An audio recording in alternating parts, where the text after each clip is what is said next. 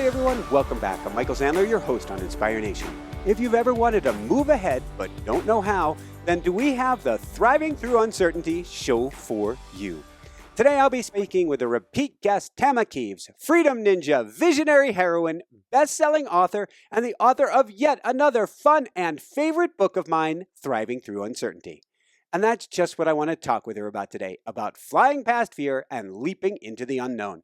That, plus we'll talk about five-headed aliens and Cozumel, poppy fields and crazy monkeys, teaching at Hollyhock, Godzilla and toothaches, Swiss unicorns, wrangling purple octopuses, trains, planes, and magic carpets, the importance of hard cherry wood floors, and what in the world Eckhart Tolle and Snoop Dogg have to do with anything. So welcome back to the show, Tama. Are you ready to shine?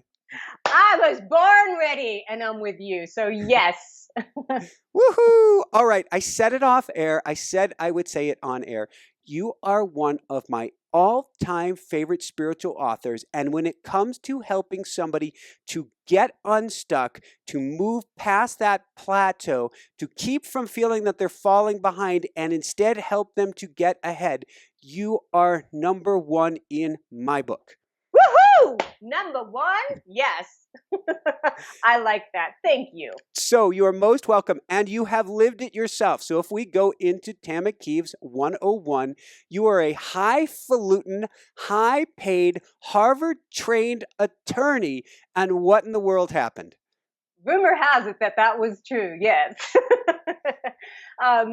Like so many people, I was doing a life that wasn't really my life. I was doing what I was supposed to do. You know, when I was young, I had my dreams like everybody else, and I wanted to write. That was my dream. I love words, as you can tell from my books.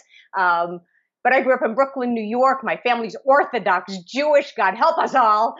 And my mother said something like, "You're going to write, you're going to starve."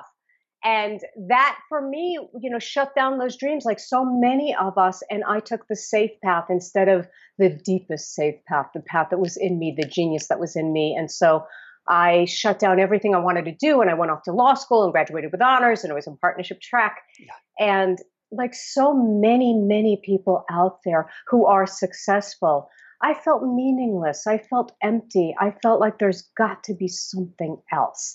And so a friend of mine at a very, very pivotal point said, you know, think about it. If you've been this successful doing something you don't love, what could you do with what you love? And that made logical sense. And that's what began my whole journey, as you know, I just walked out of that law firm and I thought, I want to see what happens if I follow love instead of fear. And my journey has been that ever since. Thank you for sharing. I'm reading something in the book in my head. You're in a counseling session, psychologist there. You're hearing inside of you that you've got to write. You feel no confidence that you're going to write. Yes. You end up stepping forward into authorhood, going through, I'll bleep this, Phil, and you spend 12 years and you don't give up. Years. How in the world did you do that and keep the ego from just trashing you during that time?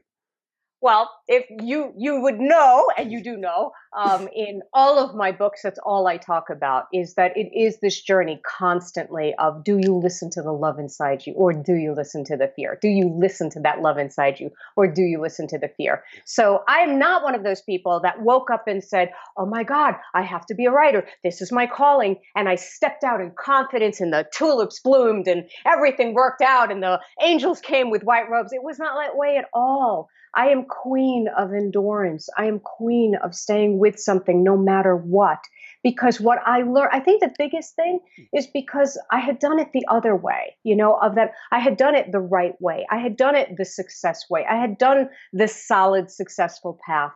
And I had gotten so unhappy that it had almost killed me. So I knew I had to make it in this other way. I knew there was something here. And it was a journey and continues to be a journey of moment by moment. Which voice do you listen to, the love or the fear? And when you listen to that love, there is a solidity, there is a yes, there is a something else happens. And I'm in it for that. I'm in it for the good of that. I love how you say moment by moment, and something miraculous happened to you that happens to a lot of. We'll say, read it in the tabloids. Oh, this person was just standing on a street corner and they were discovered, or they were a waitress for 20 years and then just boom, they were just discovered. It never works quite that way. There is so much work behind the scenes. But eventually, because of that work, because of you stepping forward into the love over the fear, a fairy Yes. godmother did find you. Yes, indeed. I often teach that you can't plan an inspired life. You can't plan an inspired life. And that is crippling to linear minds. And I have a linear mind, right? The people who want logic and want to know, yeah, but how do I get from A to B to C to D? What are the steps, right? The A to Z steps. And, my wildest crazy story about the fairy godmother is writing that book for 12 years, believing in it, going through doubts, quitting, stopping, coming back, all of that. Originally self-publishing the book because I just kept hearing this inner instinct of just put it in the river, just put it in the river, just put it in the river, which just meant just put it out there some way, somehow. If it was supposed to go somewhere, it would.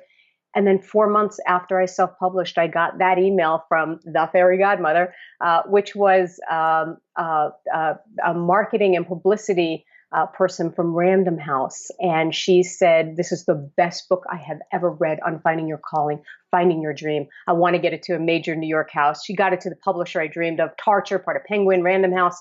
And I always tell that story because you can't plan an inspired life. I can't plan that I'm going to have a meltdown for 12 years writing that book. And that at the end of 12 years, just coincidentally, this other woman's going to be searching on the internet for books on finding your calling and find my self-published book, This Time I Dance. And it's been amazing ever since. Well, I love what you're sharing, and in that specifically, there is no linear path. We think it's going to be A to B to C to D. But the Yes. fact is, everything great, I believe, that's happened to us in our lives, yes, we've stepped forward. Yes, we've gone into the known. Yes, we've been in a place of love, at least a little bit. But it's always a phone call that comes out of the blue. Yes. Something that comes into our hands, something we could never have planned. Never. And that's the payoff of this path, because it is uncertain. It is scary, right? We're trailblazers. We're mavericks. We are people who are following a destiny. We're not following the history inside us. But the payoff is that there really is magic in this path. There really is a divine intelligence that's guiding you. And the other payoff that people forget, because everybody loves the story about the phone call and the fairy godmother and the book gets published and all of that stuff. And I love that story too. But really, probably the best part of this path for me, and I'm almost loath to say it, is it's the self-love that's come. It's the solidity that's come. It's who I had to become, because I'm a success-driven freak. That's my culture. That's where I come from, right? And so, hi, I'm One a freak to another. Hi, Michael. And I'm driven that way. And if you would have told me, oh, self-love is what you're going to get, I would have gone, ugh, how boring, how dull, whatever. But it's been the most important thing that's come for me, is learning a different relationship with myself and learning how to coax myself in those challenging times, in those difficult times, how to believe in something else, how to trust in something else, and ultimately how to meet a part of yourself you don't even know you have. Most of us are living at these tiny, tiny, smallest little limits of ourselves, these tiny boxes, when there's this genius and visionary in all of us. And that's what I so want to help people step into. I love it. I'm thinking back. I teach people automatic writing. I do it for long lengths of time every morning. I love it, being able to dive into that inner wisdom. And I got some writing about a month ago, as I am driven that way as well. And I was watching how it was making me at some points make, what's the term for it? I don't want to say neurotic, but making me, my ego was trying to come into the picture. And what I was hearing is that you are driven that way to help you to do great things, but love yourself up no matter Yes. what. The fact that you are driven that way and you can get yourself in uncomfortable situations, just love yourself no matter what, even Oof. love that wiring. Yes, and yes, yes, yes. And I think a lot of us on the spiritual path or on an inspired life start feeling guilty about our ambition or start feeling guilty about, oh, I shouldn't want that much. This should be spiritual. I should suffer. Like, first of all, I'm Jewish. We don't do suffering that way. We suffer with our mothers, but we do not suffer for the world. I'm sorry. Mom, I But love you if you're listening. yeah, exactly.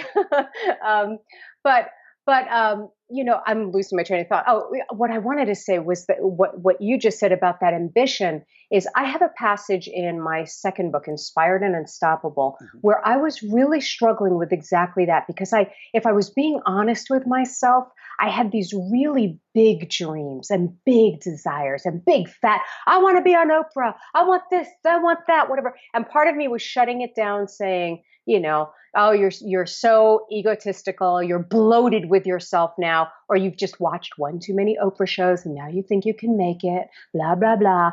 All of this self-talk. And what I finally realized for me was that my bigness was not my ego. My bigness was my integrity. My bigness was my expression. That there's just a note that we come to sing, each of us. There's no right or wrong about their note. I don't think that there's big is better, small is worse. I don't think anything that way. I think it's just a note you come to sing. And so I think each of us is responsible to that note of deciding what is it in you that you secretly, dearestly desire. And if you weren't judging it and you weren't shutting it down and you weren't telling yourself you couldn't have it or you shouldn't want that, that's just too much.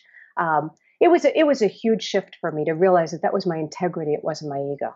How do we start to uncover all the junk from our childhood? I've got the good Jewish mom from Brooklyn as well. Oh, yeah, you do too. Oh, my God. No wonder why we're so siblings, baby. Absolutely. So how do we start to uncover that junk? Because we do. We all come here. I call it gifts wrapped around our heart. Our job is to uncover it and then to dive into that with everything we've got. You can't live the safe life. As you say, it was killing you every day. Yes. It will kill us. But how do we start to remove the junk to actually remember who we are? Absolutely. So, first of all, I'm not a big fan about like just diving into it if I don't have to. I'll use my True mantra. confession. Kind, gentle, easy, good. I'm all about the baby steps. Okay, good. I'm Okay, all taking right. things slowly. I guess what I'm saying, Michael, is Yes. that I think that those things organically arise. So, just on my personal path and how I coach others is that I'm not necessarily looking for those things. Those things, as you know, they just arise. And so, the thing I'm most looking for is, like you said, our desires, what we love, what moves us, what lights us up. And so many people say, "Oh, God, but I don't know. I wish I knew." And probably the only reason that you don't know your desire or you don't know your next step or you don't know this path is because there is a block in the way, is because there is a story in the way. And for me, that's where that healing comes in, right? Because that's where the stories of our past come in. And, I teach a Course in Miracles, which is a spiritual study of living in love instead of fear. And it always talks about undoing the blocks to the awareness of love's presence. Meaning that love is present, that answer is present, that your next step is very, very clear, but we have a story or an issue in the way. And so that's what we heal. So if we're listening to this and we hear Yes. undo the blocks, what does that mean? Where do we start with this? Oh, we hire me, or we hire you, of course. You're great, We Tama. hire I all love my you. books, 'cause as we say, Mexico wants to be big now. So, where do we start? For me, again, it's always about it's listening to the voice of love or fear. And so you might just start noticing what's stopping you, what story is stopping you, what belief is stopping you. And for me, it's just realizing that is a story or a belief. Most of us don't even think of it that way. So, as an example, when I was in that therapist's office, Yeah. I was actually saying, I don't know what to do with my life. I don't know what to do. I have no idea. And he would guide me back saying, well, you said you'd like to write. I mean, and I'd be like, yeah, but what am I going to do with my life? It just wasn't even an option. It wasn't even on the table, because most of us think our dreams or our ideas or our passions are so frivolous. And so again, that's where I started, was just like opening up to, well, what if this isn't frivolous? What if this is guided? What if this is imperative? And so that's how I started. How did you start to love yourself up, and where on the journey? Because I find the more I go to a place of fear, if I can come back, love up the little inner Michael, I can picture him with his bow tie, miserable, holding his sister's hand at 5 years old. And he's probably wanting to slug her, poor Michael, and poor Lisa for that matter. Yeah, I know. It's going poor Lisa. but we're just two Yes. little miserable beings. And if I can love him up, Yeah. all of a sudden doors open. There's more freedom. There's more Absolutely. choices.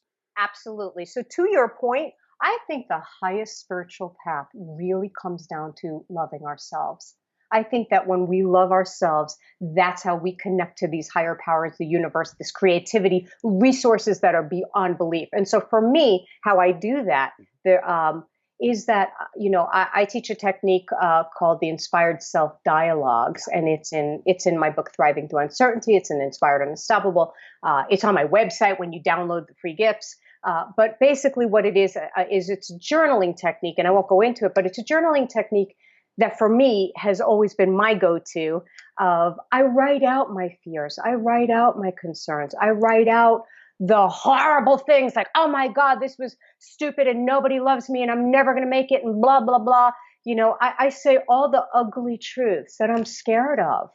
And then I write back from the voice of love, this higher love. And initially, it may be even that you're making it up, but it's almost a reparenting, because many of us didn't have that nurturing voice, or many of us didn't have that wise voice that's saying, it's okay to feel a feeling, honey. It's okay to feel a feeling. It doesn't mean that the sky is falling. And so I write back from that higher love. And it's amazing because there is a wisdom in me, even when I'm anxious, even when I don't know what to do, even when doors seem to be closing or I feel rejected or anything else. There is a higher wisdom that can not only comfort me and engage me, but come up with more resources. So one of the best ways to get in touch with it, if people are wanting to do it, is if you have a spiritual path already, maybe you have a spiritual guide that you write to or something like that. Sometimes people have a loving presence in their life, like a great mother or brother or whatever. Not Michael's as a brother. Well, we get along great now. It was just troubled times and it came All out right. somewhere. I'm sorry, Lisa. I But love you. but the best way that people find useful that I often teach in workshops is to think about, what would you say to your best friend or to a child that you loved who was feeling this way? Because we would never say these cruel things to our best friends, right? We would never, or to our children. We would never say, "Yeah, that is a ridiculous idea," right? Ideally, we would see more options for them. And so again, that's one of the ways that I've done it, is as of discovering this other presence within me. Awesome, awesome. And that's what I'm doing as well with my automatic writing each morning. I'm no longer alone. I'm no longer making the decisions. The little mind isn't making those decisions. Something greater than myself is helping guide me on my path.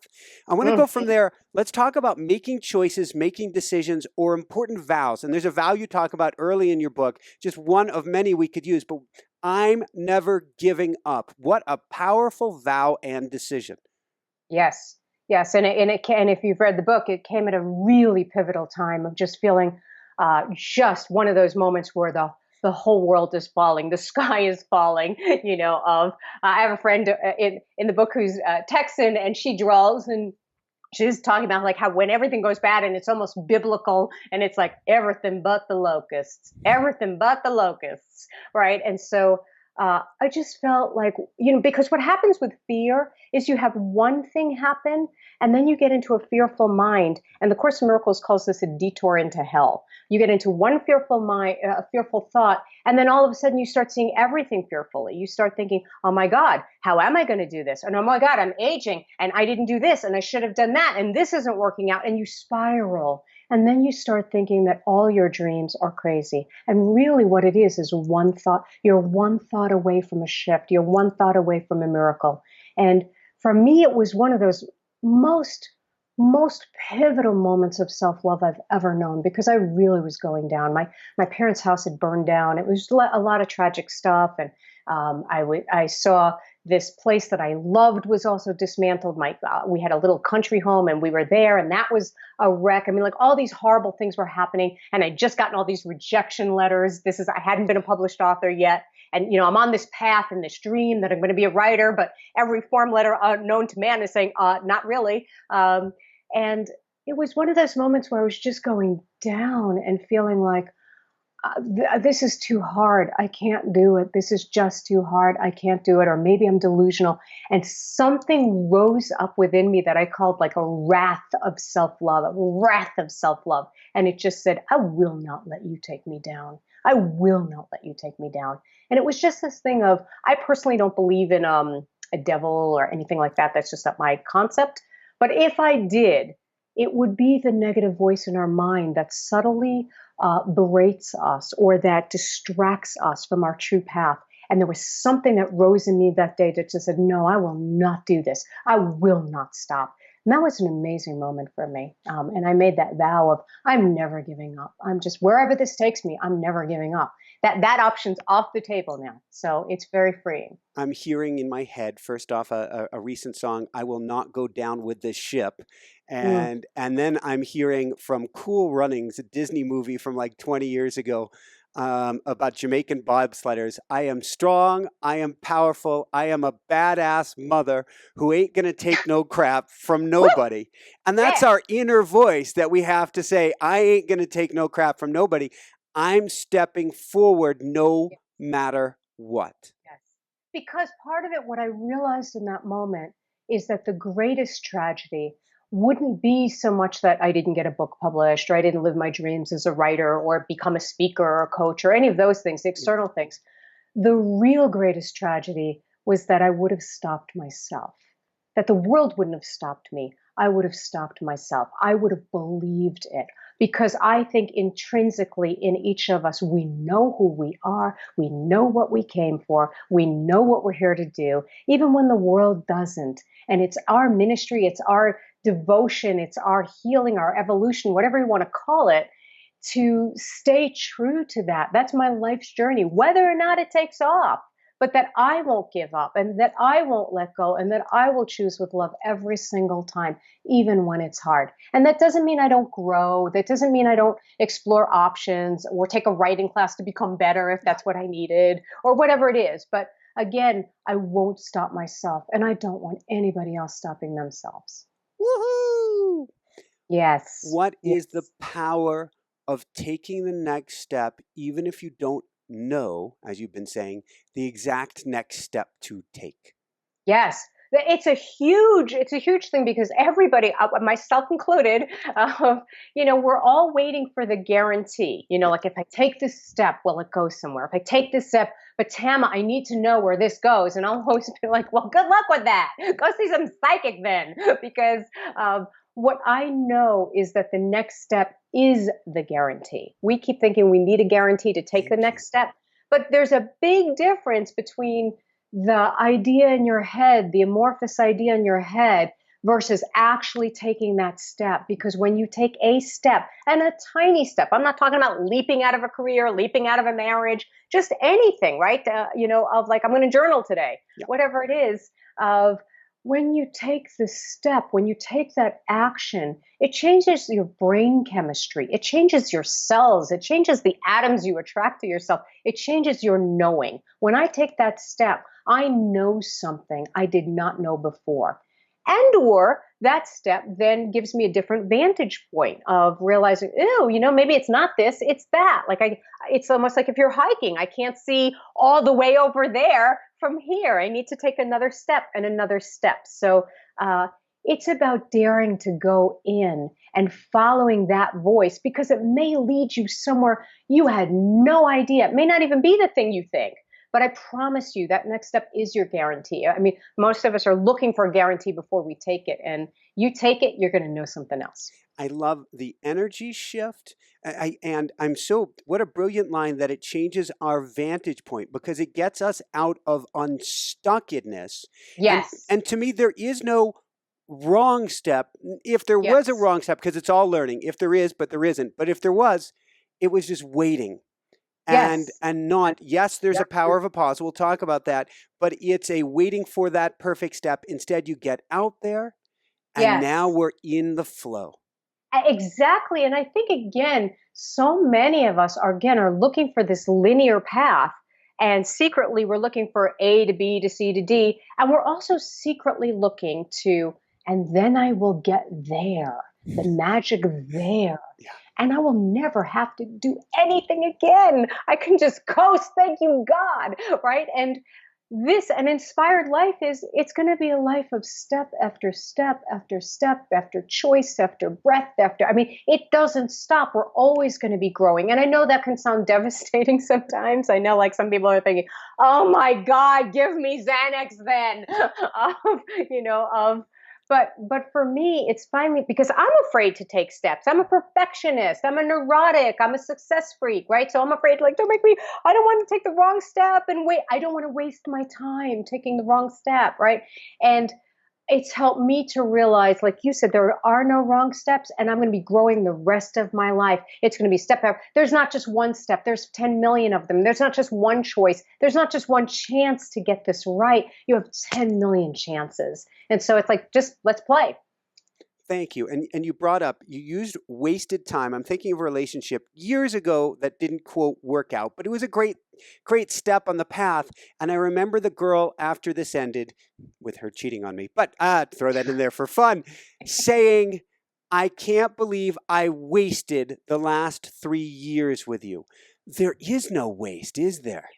No, there is not. Not if you're alive and conscious and you choose to learn from something, of that. Again, there is the how do you know what you really want unless you've done what you don't want? Like people always ask me, well, knowing what you know now, are you sorry you went to law school? Are you sorry you practiced law? That was a pivotal thing in my destiny because I needed to go down the wrong path all the way, so that I don't ever doubt that again. I never, as much as yes, I'd love to make more money. Yes, I'd love to have whatever. I don't ever have that persistent fear that I would have had in the past because I know what that path is like. I've made more money. I've sold myself out. I know what that path is like. I have no doubt that way. So that was really important for me. And so I think all of our mistakes are benchmarks. They're learning. It's like, how else would we know? And not only are they benchmarks, they give you conviction. They give you power. You know what doesn't work, so now you know what does. There's a term. So we're bringing it back to self-love. There's a term in the book you call a Swiss unicorn or sacred neutrality, which to me is so important that it gives you the freedom to make those, quote, mistakes. Yes, and it's so hard to develop, and that's why we hire coaches and therapists and whoever. But I know that, like for instance, in my coaching, and I learn from how I coach others. I'm really trying to bring that back to me too. Of that when somebody's telling me their dreams or their ideas, I really do have this sacred neutrality. I have no investment whatsoever in what the right answer is. I know there is a right answer. That's all I know. I know they know it. I know we'll know it when we get there. And so I just have this sacred neutrality. I'm not trying to guide them in this direction or that. Or, oh, darling, don't you want to do a little of this? Or, oh, that would make a little more money. Maybe that. I'm listening for what I call heat.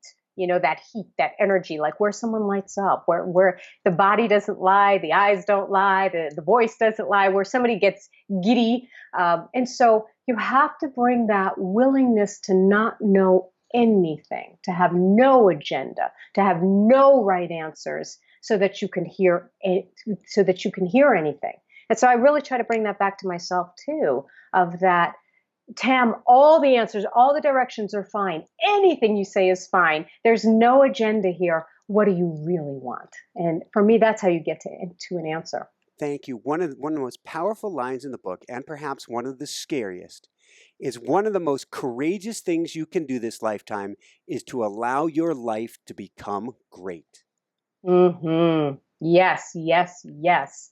And it is scary because it's much easier to settle. You'll have a lot more friends. You'll have a lot more support. There's a lot more support groups on the internet for how miserable life can be, Yep. right? And it's daring. I mean, I'm sure you go through this, Michael, but I'll just speak for myself.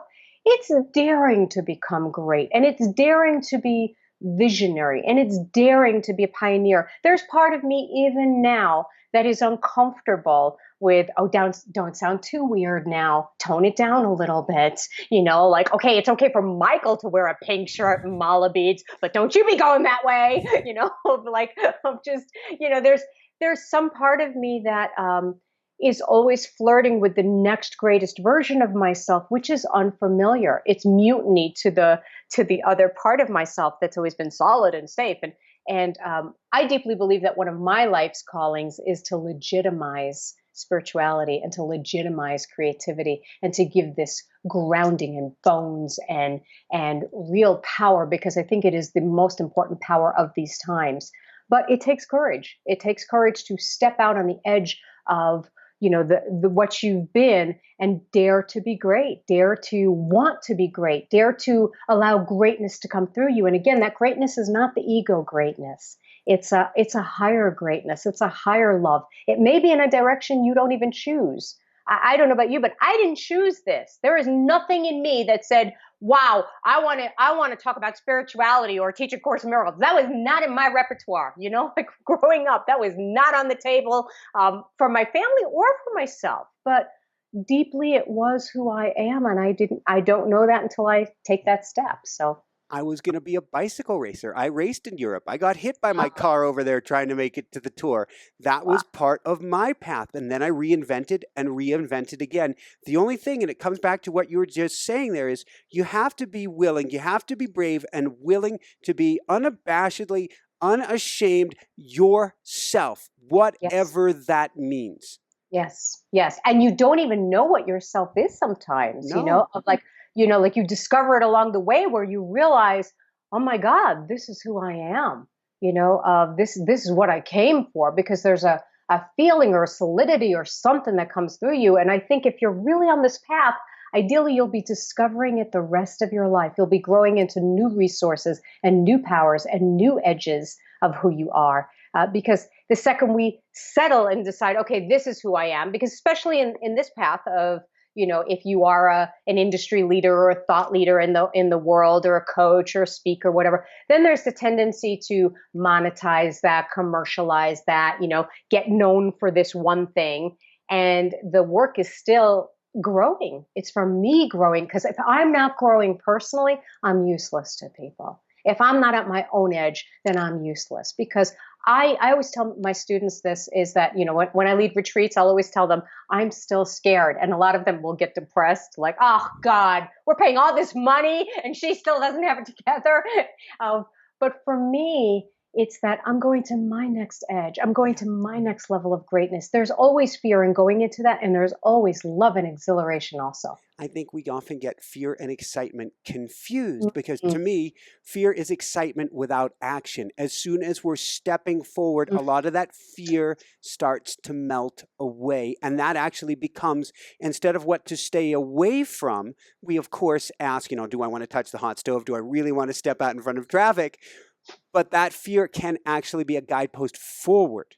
Yes, absolutely. Absolutely. I mean, a lot of fear has gotten me to move forward, exactly because, in my work, for instance, I used to bemoan the fact, like, why can't I have a trust fund? Why couldn't I have that? Like, why couldn't it, and the fear of like not eating. That's a good, I call that fire under the butt. That's a good thing. Yes. Made me decide, hey, you know what? You ought to go out there and do this work, whether you think you're so ready or not, because there's a part of my brain that would still be researching and perfecting. I mean, like, it took me 12 years to write that book, because I craft and I craft and I craft. And some of that's phenomenal, and some of that's a dedication to excellence. But some of it's fear, right? And by the way, one of the things I want to say about like taking time or fears, because I hear this a lot of like how it's taking so long for people. I Thank you. just want people, especially on this path, to recognize, because this is a path of greatness, we are doing so much at the same time. You're not just writing a book, or you're not just becoming a coach, or you're not just becoming a masseuse, or you're not just healing your marriage. You're healing everything. You're undoing these blocks and these barriers. You're deciding what you will believe in this lifetime, what you will trust. You are listening to an inner voice. So for me, it was like, when people say, oh my God, it took you 12 years to write a book, I always tell people, I think it took me 11 years to heal and 1 year to write a book. And so again, if things are taking time for people, I just want you to know you're working on so many different levels all at once. So much else is going on. This isn't linear, it's dynamic. So just because I hear that fear all the time. I'm so glad you shared that, because to me, there's no such thing as a plateau. So much is always going on behind the scenes, and we'll dive into spirituality in a bit here. I believe it's universe knows best. I want the Oprah size show plus. I believe it's coming. However, if it came here yesterday, today I'll be all right. But if it came yesterday, I wouldn't have the systems in place to be able to handle it. It has to come in the tiny steps when I am ready, and not the I ego, but the larger sense, and not a moment before. Yes, yes, yes. And for me, that speaks to timing, right? Because there is a brilliance of timing in this. And I share your thoughts that way. I mean, my journals are like, I'm ready, oh, bring it on, I'm ready, right? By the way, someone who's screaming, I'm ready, is not ready, just for clarification, right? Because there's an urgency in it or a fear in it. And one of the things my inner voice wrote to me at different times of, I have no interest in making you great and bringing thousands of people to you while you are still not clear and you are still doubting who you are. I have no interest in bringing you that kind of traffic until you are a beacon to yourself. And when you are a beacon to yourself and you need nothing, then we can talk. And so, because a lot of times I want the people and I want the exposure and I want the everything. Again, some of it truly is from a beautiful place, but some of it is from a muddied place, right? And that doesn't mean we have to be perfect on this path, because I don't believe I'll ever be perfect. I don't believe, I'm not one who's waiting till I have it all together before I'm teaching. God knows that's not happening. But again, for me, it has helped me trust timing, that even beyond the business systems, I think I would have emotionally been in the wrong place. I would have wanted that bigness from, wow, now I feel okay about myself. That would be the thought anyway, rather than, I feel so okay about myself. I want to express this. I want to help heal others. It's a different motivation. I love it when I do my automatic writing. Almost the first thing that comes out each morning is relax into everything. In other words, it's all divine timing. You don't have to strive, push. Yes, keep stepping forward. Relax into it all. Yes, yes, yes, yes.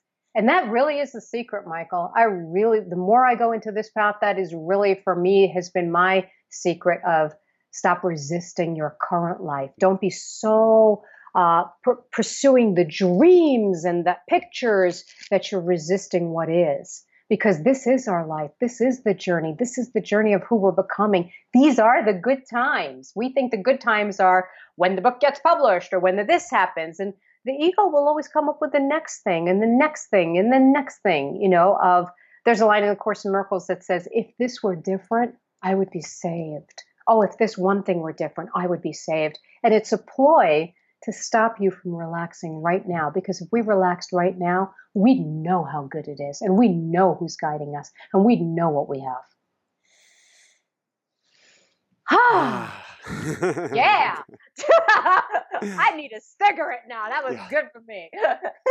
we had a 10-book publishing bidding war years ago. We ended up with Three Rivers, a division of Random House, quite a few years ago. And I remember the ego after we got just this silly big book deal, double book deal, and we should be going, woohoo! And instead the ego's like, what have you done for me now, sucker? Now you got to get busy. Wow. Yep, I hear you. I hear you. Because everybody thinks that when that book contract comes in, and then it's the fear of, oh, now I have to market it, now I have to write it, now I have to this, and it will always be the next thing, the next thing, the next thing. And for me, it's always about learning, how do I breathe here, and how do I love here, and how do I find the creativity and the excitement here, because this is our lives. Earlier, you were talking about the importance of spirituality, meaning everything to you, meaning everything, your work is got to be all about that. What does that really mean to you? So spirituality really is such a dicey term because everybody comes up with different ideas about what that means. And for me, I think the simplest idea that I have about it is really listening to that inner voice. And when I say inner voice, because a lot of people will say, well, I have 10,000 inner voices, which one, right? Um, that there is, in spirituality, they've called it the still small voice, right? Of that there is a voice of genius or guidance or intelligence in all of us. And for me, it's making my choices from that. And it's making my choices from a loving mind rather than a fearful mind, because I grew up and I still will, the go-to will be to choose from fear. And by the way, I think we often call it practicality, or we call it good judgment. And we don't even realize, no, that's actually fear. It's fear masquerading as practicality or good judgment. But to dare to know that there's an inspired self, and that it's part of me, it's in me, it's guiding me, and that there are powers beyond my limited, tiny pea brain. Even if I'm bright, even if I'm intelligent, even if I can research a gazillion things on the internet, there's so much I don't know. And the most exciting things in my life have been really allowing this life to happen more than controlling it, forcing it, demanding it.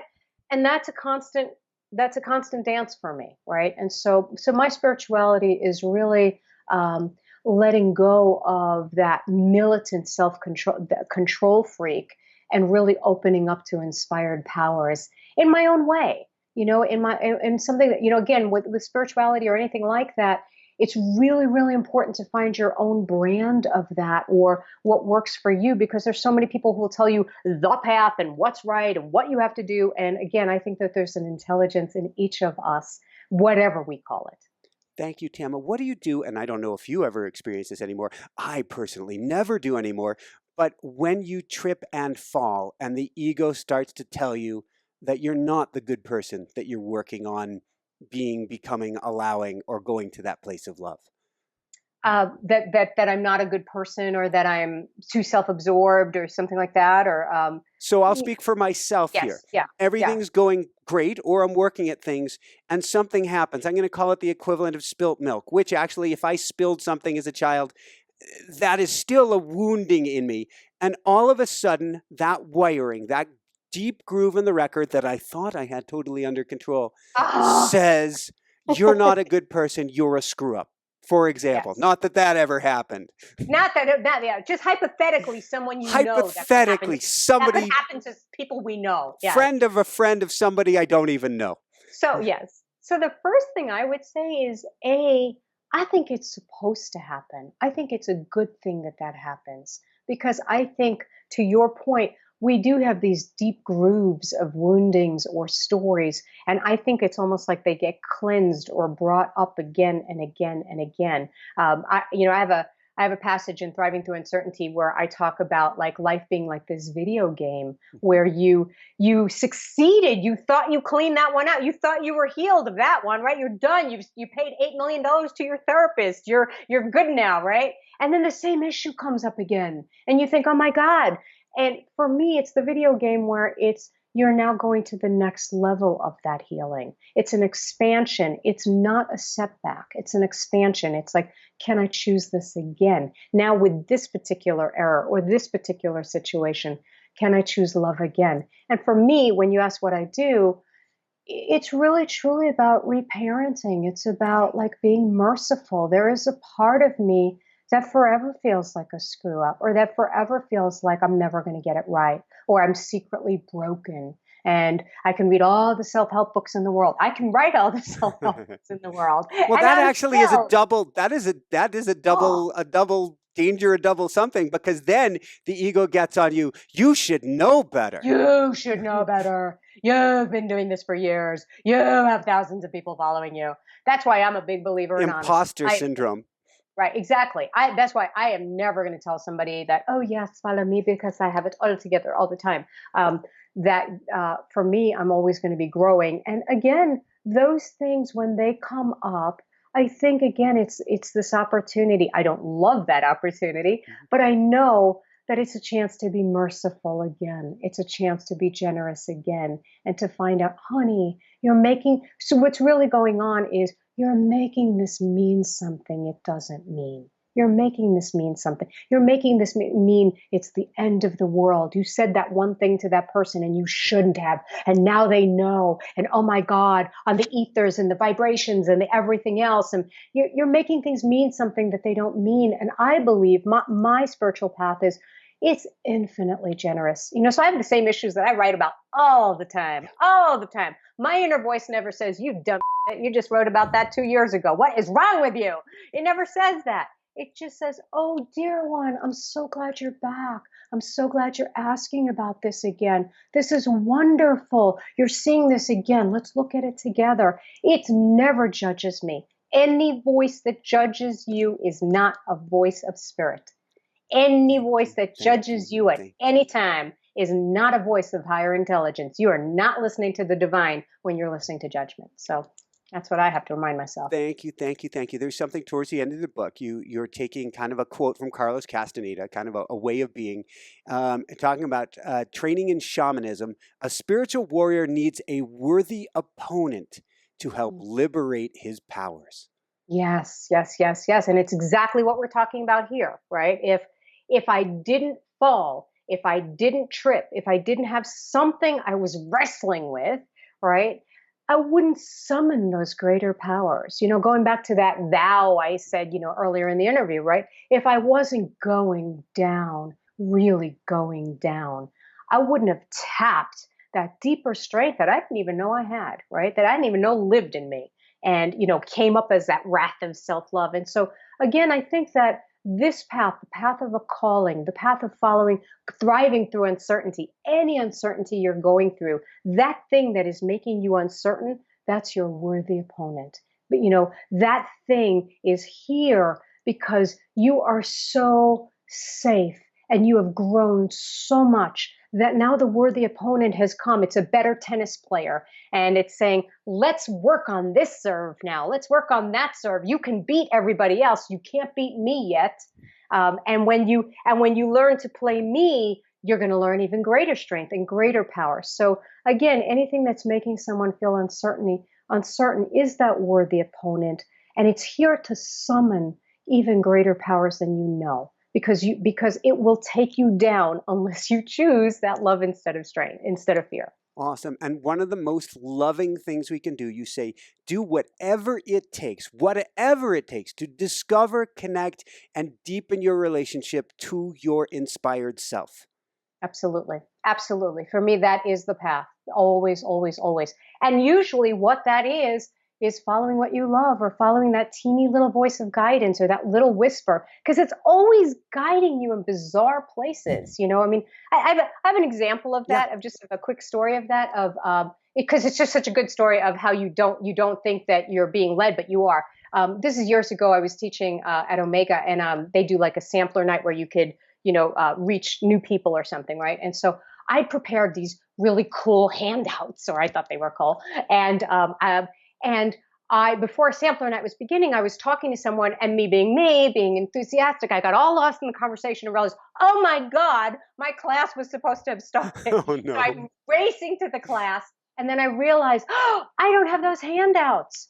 And the conditioned voice was saying, well, then too bad, because that class is starting and you need to be a professional and you're late already, right? And the other little voice was going, I want my handouts. And so I was battling with this, and I asked my inner voice, what do I do?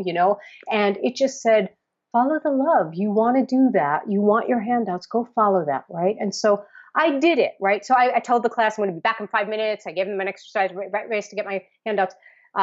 At the end of the class, someone walks up to me and says, would you like to be on ABC News? And I thought, this is a trick question. I'm like, yeah.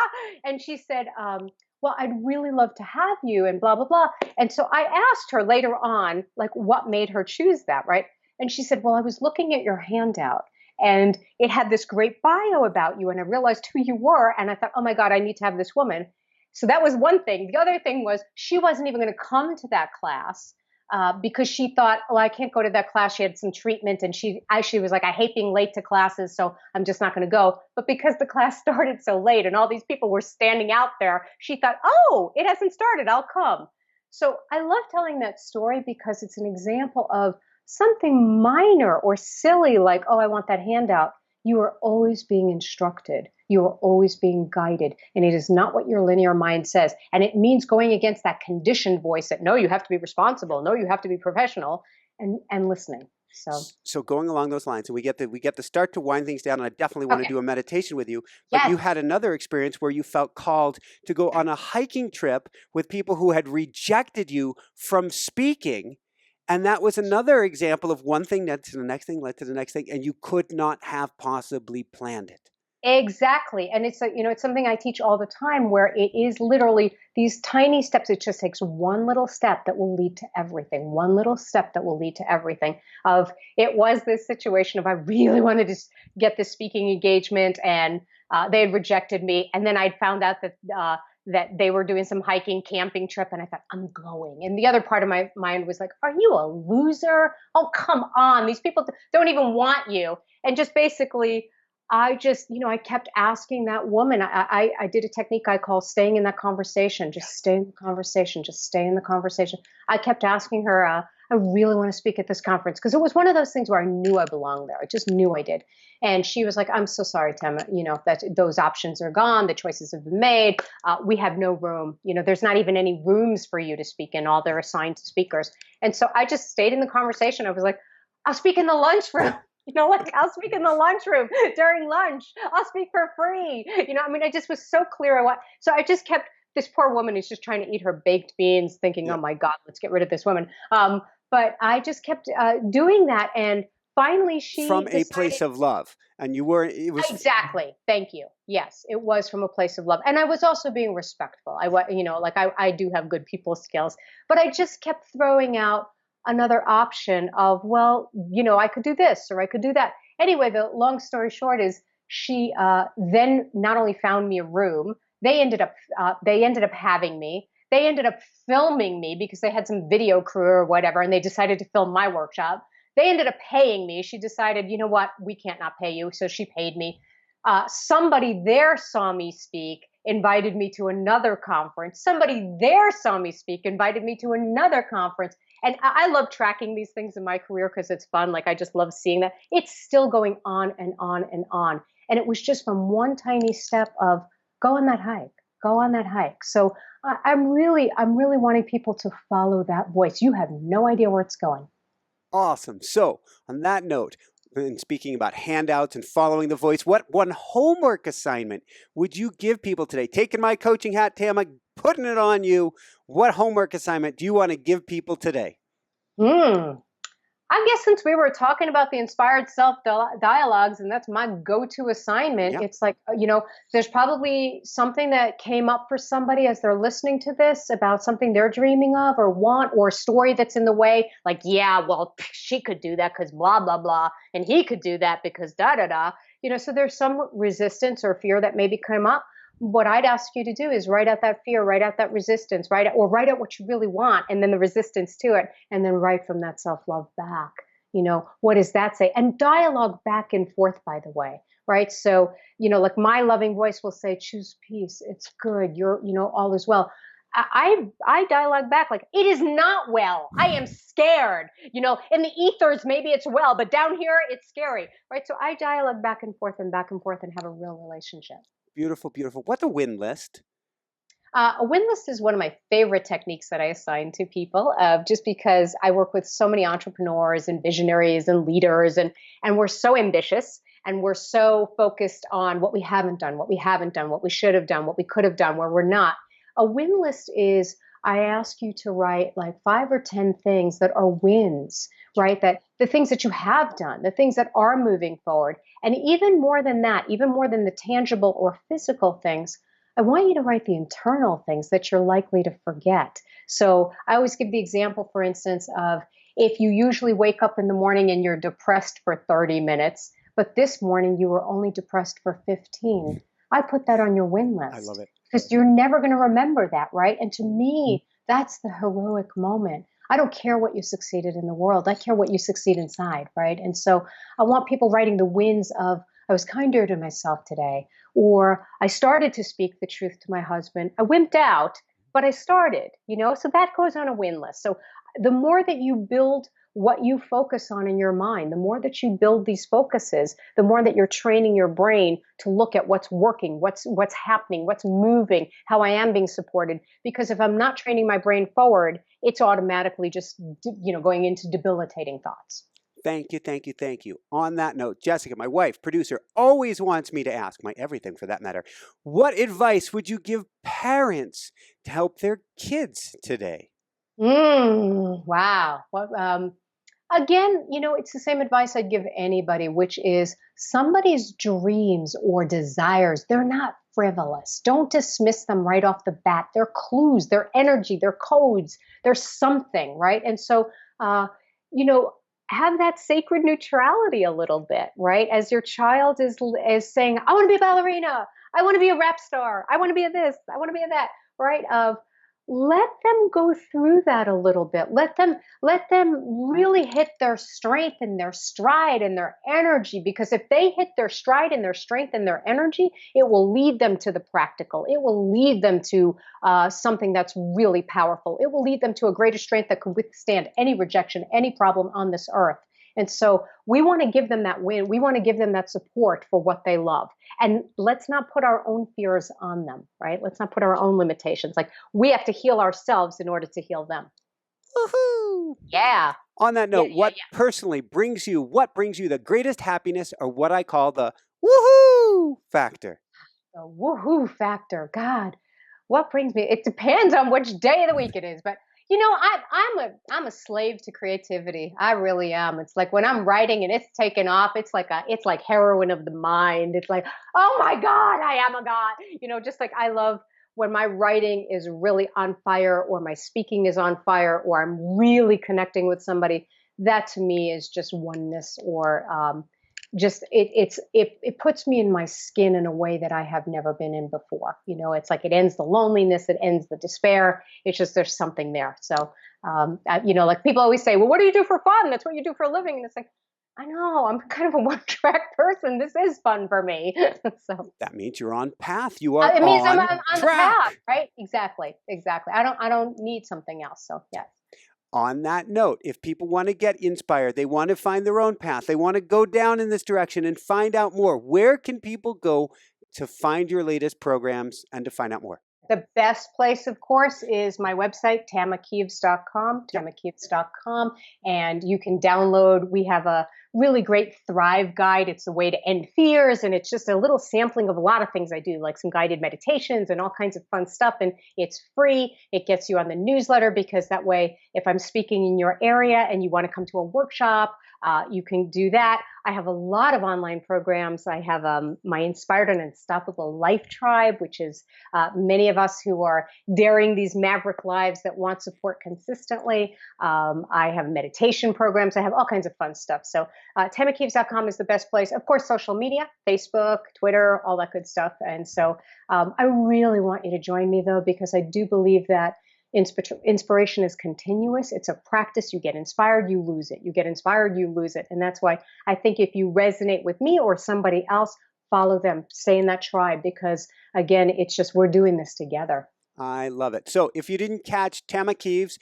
TAMAKIEVES.com, come on over to InspireNationsShow.com. We'll get you over to Tama Kieves, TAMAKIEVES.com. as well. And may I share the meditation special that I'm doing, the program that's a special? Please do. Okay, so just we'll go into meditation, but I do this once a year. It's my Year Without Fear program, and it's based on my book, A Year Without Fear. And there's 6 minute guided meditations that come to you every single day because my clients have said, I don't know how to listen to my inner voice. I don't know how to shift. I don't know how to do this, and I don't know how to get beyond fear. And so I wanted to create a program that would shift somebody in a quick way so that people don't have the resistance of like, I don't have time to do this, right? And so we have a program called the Year Without Fear, the Daily Mindset Shift, and it's usually $149 on the website, but I'm offering it for $99 right now to our show, to the Michael Very Sandler cool. Inspire Nation crowd. But it's basically, it will read you something from A Year Without Fear. It will be a different way each time to be self-loving, or a different way each time to think with love. And then I'll take you into a guided meditation with it that guides you to your inner voice. And I know you and I will do a meditation a little later, so people will get a sample. Beautiful, beautiful. So, any last words of wisdom before we dive into a sample meditation? Any last words of wisdom I think again, it's just that I want people to know that you have these dreams for a reason. You have your instincts for a reason. So many of us in the path of thinking that we're being safe, we're fighting our instincts. We're fighting our strengths. We're beating them down. We think we're being safe. And I want you to just experiment with, what if I have my dreams for a reason? What if there is a code? What if there's an instruction? What if I really am the one? What if I really am the one who's meant to do this? What if this isn't just a fantasy? What if this really is me listening to something greater? And what if I dared this in my lifetime and I found out? What if I gave myself that gift? So that's what I'd like people to consider. Woohoo! All right, would you And have I'm time? on it with you. I'm on it with you. I'm on this path. All And I right. want you to join me on this path. I want to hear from people. I love hearing from people. So thank you. Through the website, what's the best way to reach out to you? Best way is, again, tamakieves.com. Send me an email. I love hearing from people because, again, I deeply believe we're in this together. We're growing together. We're meant to do this together. We've created a tribe of people, thousands around the world that are daring to be inspired instead of fearful. And I think we need to hang out together and hang out with resources that support us. So I love hearing what other people are up to. Woohoo! And drive down the road doing interviews in Teslas. Woohoo! Yes, yes. To be continued. I love it. Would you have time for a short meditation then? I would, and I still have to comment. I just can't get enough of that background, Michael. I love that background. I have never seen this background before in my life. I have no idea what it is. I love it. The subliminal advertising. I can't get enough of it. For those of you on audio, you don't know, I'm always looking for what the right theme is, what the right thing is that I want to put to make an author feel great. And not always. In fact, it's the exception rather than the rule. I will put the book cover on if I feel it is just going to bring just the right energy to it. And so, Thriving Without Fear. Did I get that right? Oh my gosh. Thriving Through Uncertainty. Thriving Through Uncertainty. I'm like, wait a second here. Thriving Through Uncertainty is what I had to put on back behind me today. I love it. So awesome. I am glad. I am glad. What is it? 1 billion served. I am glad to help here today, Tama. Oh, it definitely, it just lit me up. Thank you. So do we want to do a meditation? Let's do a short meditation. Okay. Then I'm going out snowshoeing. I'm hoping everybody will get out to play after this and certainly follow their hearts. Beautiful, beautiful. So I'll do it on Thriving Through Uncertainty because a lot of people are in Perfect. uncertainty, or we'll just wing it. So let's just take a deep breath. Let's just let go of all the words and let all the energy and this goodness settle inside us. And together we are breathing into the core of our deepest being. And then breathing out. And then breathing out. All you need to do is breathe out. You already know how to breathe in to the deepest core of your being. Together we relax our shoulders, our eyelashes, And as we join together, thousands of minds joining in this moment, whenever you're listening to this,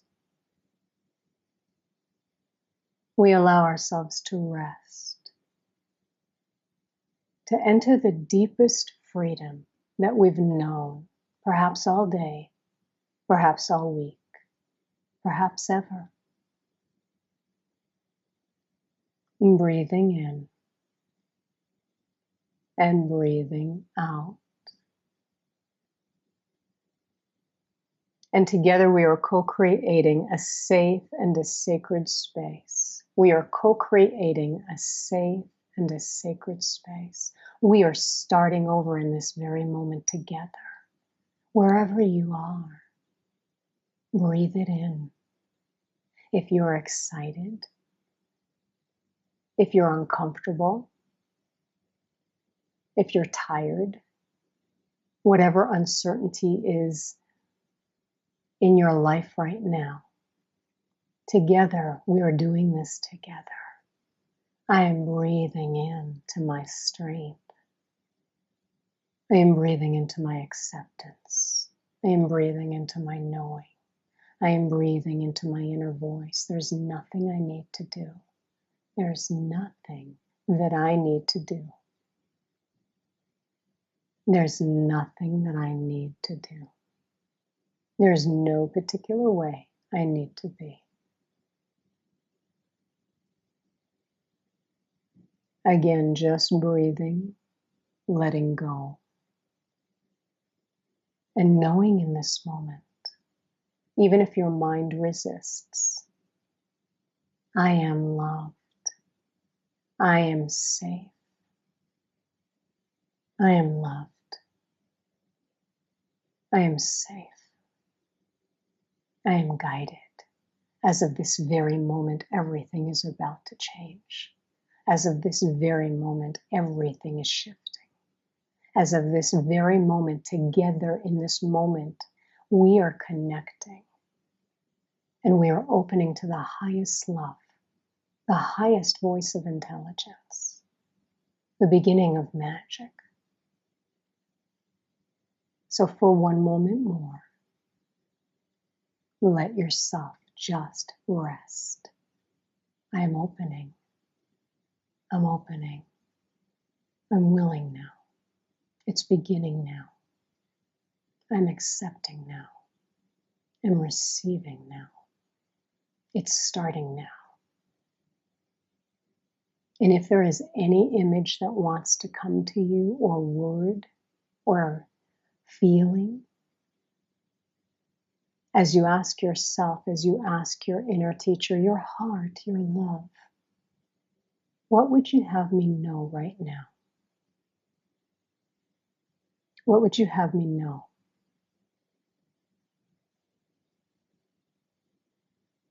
And perhaps this shift or word or image comes in this moment, perhaps it comes later. But we are opening. I'm opening. I'm opening. I'm receiving. I am thriving. I'm willing to thrive as I have never thrived before. I am thriving now. It's already happening. There's nothing I need to do. For one moment more, together, all of us, we rest into this. We are doing this together and we are stronger together.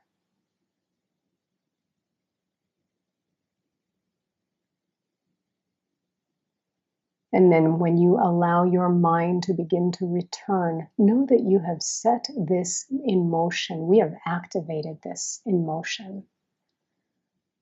And that we are going to pay attention the rest of this day, if not the rest of our lifetimes, to the love that is all around us, the love that is coming, the love that is here, the love that's always been here, the love that is arising. So when you feel ready, and in your own right time, just begin to allow your mind to return.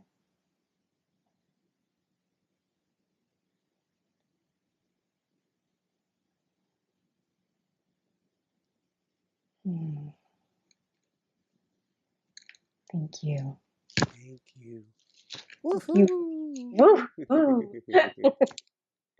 I just feel like sharing one of my favorite questions in the world, and it's got to be yours too. What would love do? Mm, mm, absolutely. Yes. Good way to end this. Thank And you. let's do what we love. Woohoo! Gonna crank it back up for the finish. This has been phenomenal, Tama. I can't wait to work with you on an unknown number of projects. Huge Amen. stuff, big stuff. We are going to help shift the world. Yes, yes, yes, yes. We just did, baby. We We just did. did, and we shift, and we'll shift each other too. So I yes, love it. So same here, for honey. for everyone out there, this is Michael Sandler saying, be well, have fun, get thriving through uncertainty, and start stepping forward into your inspired self today and shine bright. Woohoo! Woo! Thank you so much. Awesome as always, Tama. Yes, yes, we're taking it to new levels. Thank you. Thank We you, are. thank you, thank you. I love working with you. I really do. Thanks so much for watching. If you enjoyed it, be sure to like below. Also, leave your comments. Have some real fun with it. Subscribe to our channel where you're going to get more great videos, more interviews coming up. And check out our website, inspirenationshow.com. That's where you'll find tips, blogs, information, videos you won't find anywhere else, and useful and helpful resources to really help you kickstart your life and to shine bright. Thanks so much again. Thank you for your support. Like, comment, subscribe. See the website. Thanks so much and have fun. Of course, shine bright. Woohoo!